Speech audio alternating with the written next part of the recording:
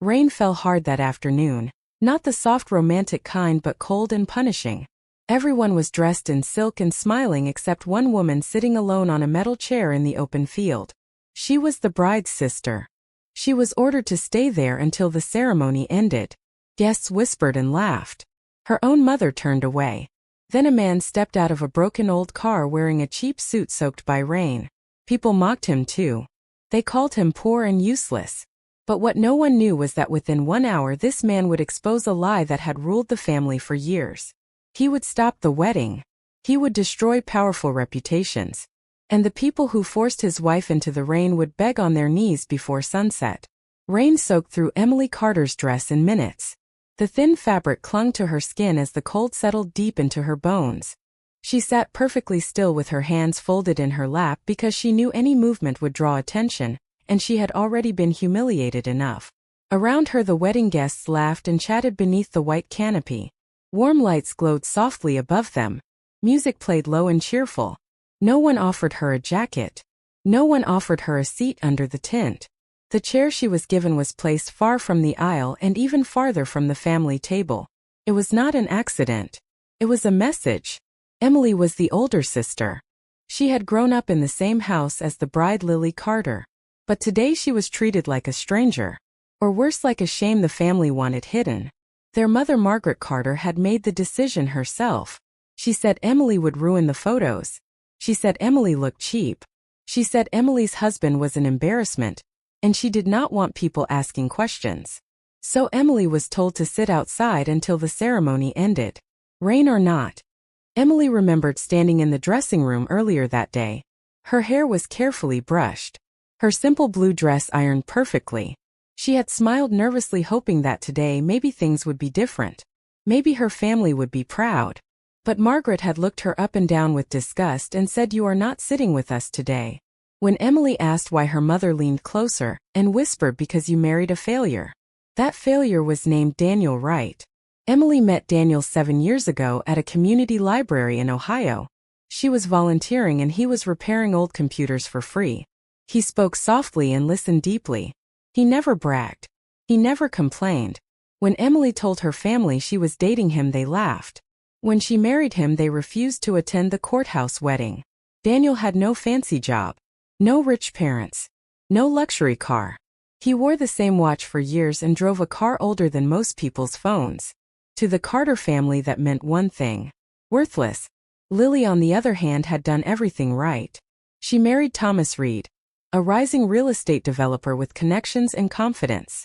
He wore tailored suits and talked loudly about investments and future plans. Margaret adored him. She bragged about him to neighbors and relatives. She said Lily had saved the family name. Today was supposed to be perfect. Emily felt rainwater slide down her neck. Her fingers trembled, but not from the cold. From the memories. She remembered helping Lily with homework, protecting her from bullies, giving her own savings so Lily could attend prom. And now Lily had not even looked at her when their mother ordered her outside. Lily had simply nodded and said, "It is better this way." Guests began taking their seats. The ceremony was about to start. Emily stared at the muddy ground, trying not to cry. She told herself she would leave as soon as it ended. She told herself she would not cause a scene. That was when she heard the sound of an engine struggling. An old gray sedan rolled slowly toward the venue. Its paint was faded and one headlight flickered. Several guests turned and smirked. Someone laughed openly. Emily's heart tightened. She knew that car. Daniel had promised he would come after finishing work. He worked 2 jobs that week and had barely slept. She had begged him not to come, knowing how her family treated him. But he came anyway. Daniel stepped out into the rain without an umbrella. His suit was simple and slightly worn. His shoes were scuffed. He looked around calmly, then his eyes found Emily. Everything else faded. He walked straight to her, ignoring the whispers behind him. "Why are you out here?" he asked softly. Emily tried to smile. "They said it was better this way." Daniel looked at the tent, at the lights, at the dry chairs. His jaw tightened, but his voice remained calm. "Did they tell you to sit in the rain?" She nodded. Daniel removed his jacket and placed it gently around her shoulders. It was warm from his body. Emily's eyes filled with tears. People nearby laughed louder now. Someone said, "Look, the poor husband is trying to play the hero." Daniel did not react. He crouched in front of Emily and met her eyes. "Are you okay?" he asked. She shook her head. "Then stay here for a minute," he said. "I will handle this." Daniel stood and walked toward the tent. A security staff member stepped in front of him. "Sir, you cannot go in there." Daniel smiled politely. "I am the bride's brother-in-law." The man hesitated, then stepped aside. Daniel entered the tent, dripping rain onto the white carpet. Conversations stopped. Margaret turned sharply, her face twisting with anger. "What is he doing here?" she hissed. Daniel walked calmly to the front. Thomas Reed frowned, clearly annoyed. "This is not the time," Daniel said. Daniel reached into his pocket and pulled out his phone. "Actually," he said calmly, "this is exactly the time." He raised his voice just enough for everyone to hear. "I would like to congratulate my sister-in-law on her wedding. Before that, I believe there are a few things that need to be shared. Since honesty is important in marriage." Margaret rushed forward. "Stop this right now," she whispered fiercely. Daniel looked at her. "You forced my wife to sit alone in the rain. Today I return the favor of honesty." Guests shifted uncomfortably. Lily's face turned pale. Daniel tapped his phone. The screen connected to the large display meant for wedding photos. A document appeared. Then another. And another. Thomas stepped back. "What is this?" Daniel's voice was steady. "These are public records. Financial statements. Lawsuits. And evidence of fraud tied to redevelopment." A murmur spread through the crowd. Daniel continued. "Thomas, you claim to be a successful developer. You claimed your wealth was built honestly. But the truth is your company is under investigation. 3 partners have already testified. And the wedding funds you bragged about came from money that does not belong to you." Lily shook her head. "That is not true," she cried. Daniel turned to her gently. "Lily, I begged you to listen months ago. You called me jealous." Thomas lunged forward. "Turn that off." But it was too late. The truth was unfolding on a giant screen in front of everyone. Outside, Emily watched through the rain as people began standing and shouting inside the tent. She did not know what was happening.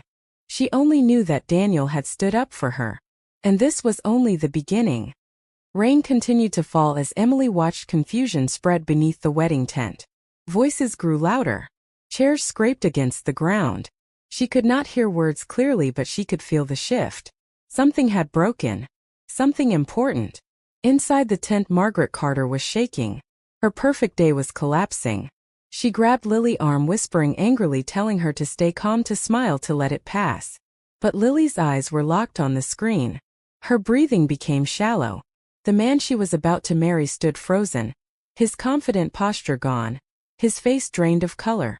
Daniel stood firm in the center. He did not raise his voice. He did not insult anyone. That frightened them more than shouting ever could. He spoke with control and clarity, the kind that comes from preparation and truth. "I did not come here to ruin a wedding," Daniel said. "I came here because my wife was humiliated. And because lies were allowed to grow for too long." Thomas finally spoke, his voice sharp and defensive. "You have no right. You are nobody." Daniel smiled faintly. "That is what you always believed." He tapped his phone again. Another document appeared. This one showed ownership records, shell companies, offshore accounts. The murmurs turned into gasps. Some guests pulled out their own phones, checking names and numbers. A man in the back whispered that he recognized the case. Another said he had read about it in the news weeks ago. Margaret lunged for the screen. "Turn it off," she screamed. Security moved forward, uncertain who to listen to. Daniel turned toward the guests. "Everything you see here is public information. I simply connected the dots. And before anyone asks, yes, authorities are already involved." Lily let out a sob. She stumbled toward Thomas. "Tell me this is not true," she begged. Thomas grabbed her shoulders. "Listen to me," he said too quickly. "This is a setup. He is lying. He is jealous because he has nothing." Daniel stepped closer. "Nothing," he repeated softly. He looked around the tent at the decorations, the expensive flowers, the catered food, and the lights. Then he spoke words that cut deeper than any insult. "All of this was paid for using stolen money." Silence fell heavy and suffocating. Outside, Emily hugged Daniel's jacket around herself, not knowing what was happening but sensing the storm had moved inside. A guest rushed past her, pale face whispering on the phone. Another followed, then another. Suddenly Margaret stormed out of the tent, her heels sinking into the wet grass. She marched straight toward Emily. "This is your fault," she screamed, rain mixing with her tears. "You and your useless husband ruined everything." Emily stood slowly, her legs shaking. For the first time she did not lower her head. "You told me to sit in the rain," Emily said quietly. "You told me I was a shame." Margaret raised her hand. Before it could fall, Daniel stepped between them. "Do not touch my wife," he said calmly. Margaret stared at him, hatred burning in her eyes. "Who do you think you are?" Daniel met her gaze. "The man you underestimated." Police sirens sounded in the distance, faint at first, then closer. Several guests gasped. Thomas tried to slip away but was stopped by two men who had been sitting quietly in the back. They showed badges. Lily screamed his name as he was questioned. Her wedding dress dragged through the mud as she collapsed to her knees. Emily watched in shock, tears streaming freely now, not from pain but from release. Years of being ignored, judged, belittled were washing away with the rain. Daniel turned to her and placed a hand on her shoulder. "Are you ready to go?" he asked. She nodded, unable to speak. As they walked away, guests parted silently. No one laughed now. No one whispered insults. Eyes followed Daniel with a mix of fear and awe. They reached the old sedan. Daniel opened the door for Emily and wrapped her in a blanket he had kept in the trunk. Inside the car, Emily finally spoke. "How did you know?" Daniel started the engine. "I have known for a long time," he said. "Thomas tried to involve me once. He thought I was desperate. He did not know who I really was." Emily looked at him confused. Daniel took a deep breath. "I never told you because I wanted a simple life. I wanted peace. I left my old career because of people like your family, people who measure worth by money and power." The rain softened as they drove away. Back at the venue, chaos reigned. The wedding was officially cancelled. Guests left an early, whispering scandal. Margaret sat alone under the tent, staring at the empty aisle. Her phone buzzed nonstop with messages she did not want to read. Her carefully built image was shattered. Lily was taken away by a friend. Her makeup streaked and her dreams broken. She realized too late who had truly cared for her all these years. That night, Emily and Daniel sat together in their small apartment.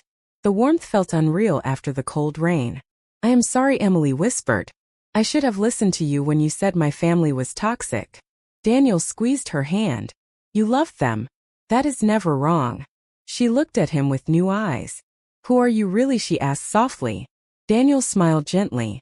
"Just someone who knows how ugly power can be, and how dangerous it is to underestimate quiet people." Outside, the rain finally stopped. But consequences were only beginning. Morning came quietly. Sunlight slipped through the thin curtains of the small apartment, touching the edges of the simple furniture Emily and Daniel had chosen together years ago. Emily woke slowly, her body still heavy from the night before. For a moment she wondered if it had all been a dream. Then she saw Daniel sitting at the table holding his phone, his face calm but focused. She sat up. "Is it real?" Daniel looked at her and nodded. "It is all real." Her chest tightened. "What happens now?" Daniel set the phone down. "Now the truth finishes what it started." News spread fast. By noon, the wedding scandal was everywhere. Local headlines mentioned the canceled ceremony and the arrest of a prominent developer. Photos of Thomas Reed being escorted by authorities flooded social media. In several images, Daniel's face was blurred, but Emily's face was clear, sitting in the rain wrapped in his jacket. People online were furious. Comments poured in defending Emily, condemning the family, praising the quiet husband. The story struck a nerve. It was not just about money or crime. It was about cruelty, pride, and the cost of humiliation. Emily's phone would not stop vibrating. Messages from distant relatives, old friends, even strangers. Some apologized. Some asked questions. Some wanted interviews. She turned it off. "I cannot handle this," she said. Daniel nodded. "You do not have to. I will take care of it." That afternoon, a knock came at the door. Emily flinched. Daniel opened it. Margaret Carter stood there, soaked eyes red, posture broken. She looked smaller than Emily remembered.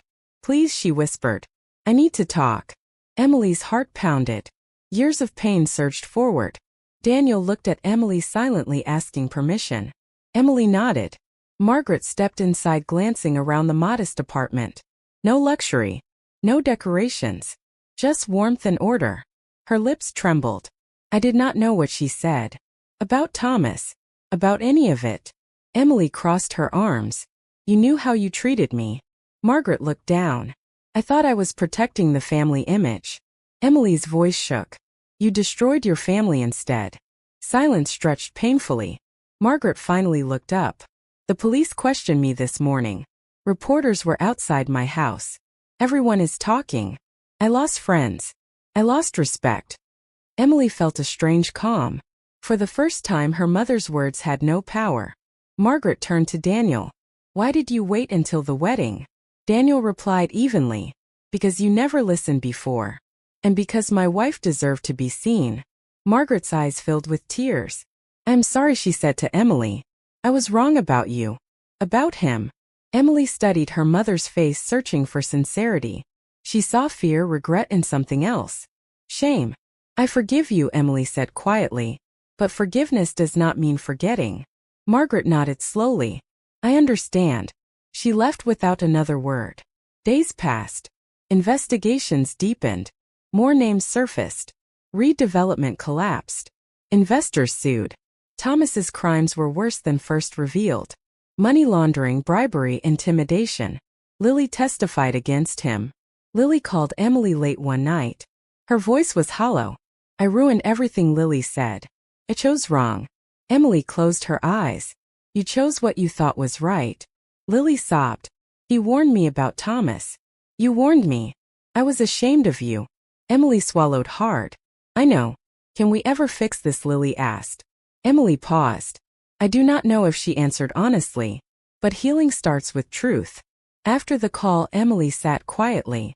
Daniel joined her, placing a cup of tea in her hands. Are you okay? He asked. She nodded slowly. Think so. Emily looked at him deeply. You still have not told me who you were before. Daniel took a breath. I worked in financial investigation. Corporate crime. I helped expose people like Thomas. Paid well, but it cost more than it gave. I left to live quietly. I never expected to use those skills again. Emily reached for his hand. You protected me without telling me. Daniel smiled softly. That is what love does. One evening weeks later, Emily received an invitation. A public apology event organized by her mother. Press would be present. Margaret wanted to admit her mistakes publicly. Emily hesitated. You do not have to go, Daniel said. Emily thought of the girl who had been forced into the rain. Then she stood tall. I will go, she said. Not for her. For me. The event was held at a community center. Cameras flashed. Margaret stood at the podium, her voice trembling as she spoke about pride, cruelty, and the daughter she failed. Then she invited Emily to the stage. Emily walked forward calmly. She did not smile. She did not cry. I was humiliated, she said. I was ignored. I was made to feel small. But I am not small. I am strong because I chose love over approval. And I stand here today because one person never left me in the rain. She looked at Daniel. The room erupted in applause. Emily stepped down feeling lighter than ever before. She had reclaimed her voice. And her story was far from over. Life began to change in quite unexpected ways after that night. Emily did not become famous, but she became visible. People recognized her at grocery stores and coffee shops. Some smiled warmly. Some looked away ashamed. She learned to walk with her head high, not because others watched, but because she finally saw her own worth clearly. Daniel returned to his normal routine, working, repairing computers, helping neighbors, mentoring young people who reminded him of who he once was. But peace did not last long. One afternoon, two men in suits arrived at their apartment. They introduced themselves as federal investigators. Emily's heart raced, but Daniel remained calm. We need your help, one of them said. The Reed case opened doors to much larger operations. People Daniel once exposed years ago were connected. His name resurfaced in files. His past followed him. Emily listened quietly, fear and pride mixing in her chest. Daniel closed the door after they left. He leaned against it, eyes distant. You do not have to do this, Emily said. Daniel took her hands. If I do nothing, others will suffer the way you did. Power only survives when good people stay silent. Emily nodded slowly. Then I am with you, she said. Wherever this goes. The investigation moved fast. Daniel spent long hours assisting authorities uncovering networks of corruption. Emily supported him organizing documents and making calls offering strength. For the first time they felt like a team fighting something bigger than themselves. Meanwhile, Margaret faced her own reckoning. Former friends distanced themselves. Invitations stopped. She sold her house and moved quietly. She sent letters to Emily handwritten honestly. Emily read them all but answered only once. I hope you learn to love without conditions, she wrote. Lily entered therapy. She cut her hair, changed her number and moved to another city. One day she visited Emily unexpectedly. They sat across from each other in silence. I was jealous, Lily finally admitted. You were brave. You married for love. I married for approval. Emily felt tears rise. We both paid prices, she said. They hugged awkwardly, unsure but willing. Months passed. The case concluded with multiple arrests. Daniel was offered a high position and a chance to return fully to his old world. He declined. I choose peace, he said. Instead, he accepted a teaching role helping train investigators ethically. Emily began writing anonymously about emotional abuse, family pressure, and self-worth. Her words reached thousands. One rainy evening, exactly 1 year after the wedding, Emily and Daniel returned to the same field. It was empty, quiet green. Emily stepped onto the grass, letting rain fall gently this time. Last year I felt small, she said. Daniel smiled. Today you stand taller than anyone here ever did. Emily looked around, then sat on the grass freely, laughing. Rain does not scare me anymore, she said. Daniel sat beside her. Neither does the past. The sky cleared slowly. Only one chapter remained. The field felt different now. Where once there had been shame, there was peace. Emily stood slowly, brushing wet grass from her hands, and took a deep breath. She was no longer the woman who waited for permission to exist. Weeks later, Emily received a letter with no return address. Inside was a simple note written carefully. I finally understand what I lost. Not money, not status, but you. Emily folded the letter and placed it in a drawer. Some doors did not need to be reopened. Life settled into something gentle and strong. Emily and Daniel moved to a small house near the edge of town. It had a wide porch and old trees that whispered in the wind. Neighbors waved. Children laughed nearby. It felt like a beginning that did not need approval. One evening, Emily hosted a small gathering. No fancy lights. No expensive food. Just warmth. Lily came quietly. Margaret did not. That was okay. Daniel stood watching from the kitchen as Emily laughed freely. The same woman once left in the rain now filled a room with light. Later that night, Emily sat beside Daniel on the porch. You never raised your voice, she said. Even when they mocked you. Daniel looked ahead. Loud people already control too much. Quiet strength lasts longer. Emily leaned her head on his shoulder. Do you ever regret going to that wedding? Daniel smiled softly. No. Because that rain showed the truth to everyone. Especially you. Emily closed her eyes, remembering the cold metal chair, the laughter and the humiliation. Then she remembered the jacket, the calm voice, the man who stood between her and cruelty. Some guests from the wedding later reached out. Apologies came. Explanations followed. Emily accepted some.